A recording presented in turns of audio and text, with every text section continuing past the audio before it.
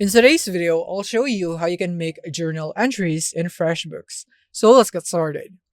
So before we go here into accounting and going into journal entries, we would need to enable advanced accounting first so that we would be able to create our journal entries, because as you can see, as of now, I don't have the create button right here.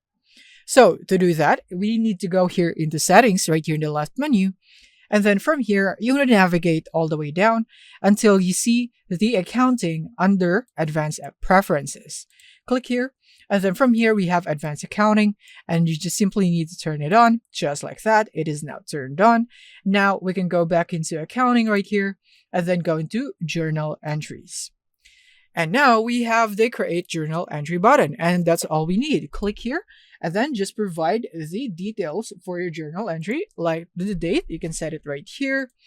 And then the name. So let's say sample JE, and then number JE1 or journal entry 1, and then the currency. Enter a description, a sample entry, just for an example. And then you can also select an account. Let's say that this is an account receivable, and then you can go for the debit of 1,000, and then you could also go for cash in here, like 1,000 right there, depending on what is needed. So this is just an example, okay? Right there. And then you can now always add more lines if needed, or add more accounts if you would need that, and click here on the save. And as you can see, I can leave that blank, so I have to delete that and click on save. And then once you do that, you will now be able to see that right here. It is now added, and we have just now added a journal entry in FreshBooks. So that's it.